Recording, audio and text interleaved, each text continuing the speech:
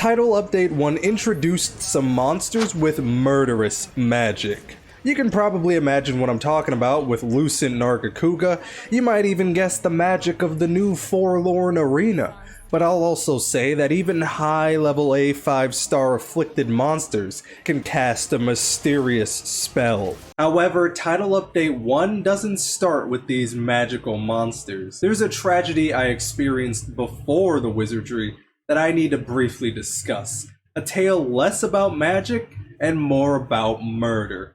It's the sad story of Seething Bazelgeuse. You know, I initially thought I would need to roast the fuck out of Seething Bazelgeuse. Seething Bazelgeuse. Bazelgeuse. Bazelgeuse. Bazelgeuse? Bazelgeuse? Base Bazelgeuse's bombs were already infuriating to deal with for certain weapons. They made it frustrating to punish Bazelgeuse's attacks, which was already a cumbersome task since Bazel seems to run or fly or drag his neck cross-country every few seconds. Then Seething Bazelgeuse comes in with bigger bombs and more mobility, and it initially seems like the fight will be absolute agony. But then he explodes, and then he explodes again.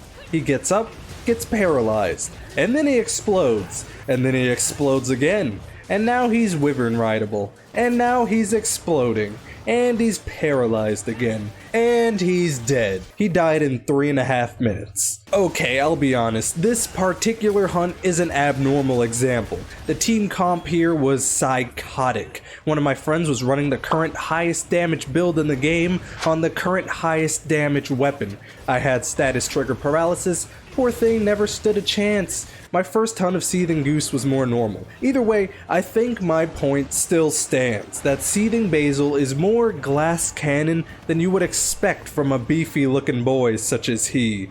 The bombs and erratic movement can still be annoying, and he also drags his ass on the floor like a dog on the living room carpet, but between the high damage hit zones and the ability to blow up Bazel by attacking certain glowing spots when he's enraged, I can't claim the fight is unfair.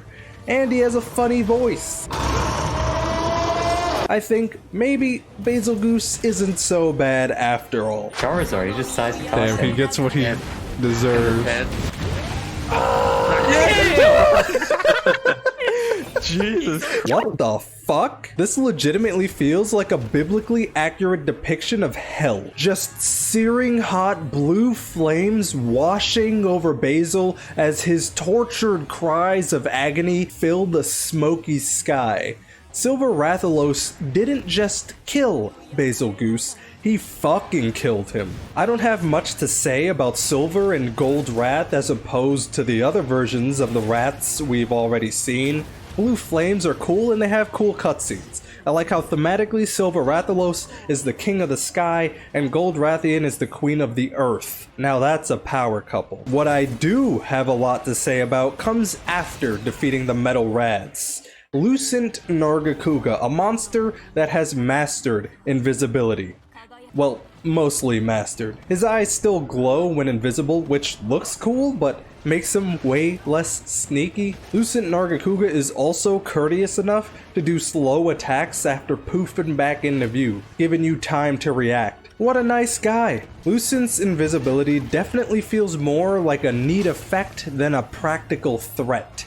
I honestly have a harder time keeping track of flying insects in real life, especially when I'm not wearing my glasses. It's awesome watching Lucent's glowing eyes bounce around as he sort of taunts you while invisible, the dust being kicked up from the ground with each pounce as he tries to disorient you. And then he does a crazy slow motion flip. Pretty sick.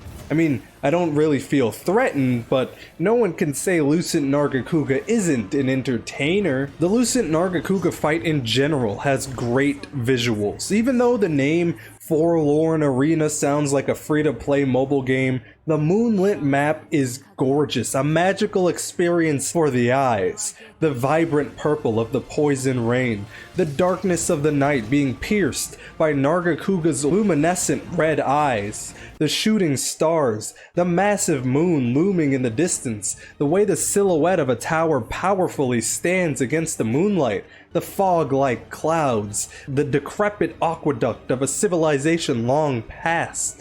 This isn't an arena, this is a photo op. I honestly think it's kind of a waste killing this thing. We could set up seats around the map and have Lucent Nargacuga hold a show every night. Think of all the money we'd make. I also want to point out that Lucent straight up does the Tatsumaki Senpukyaku. First the Psycho Crusher, now this?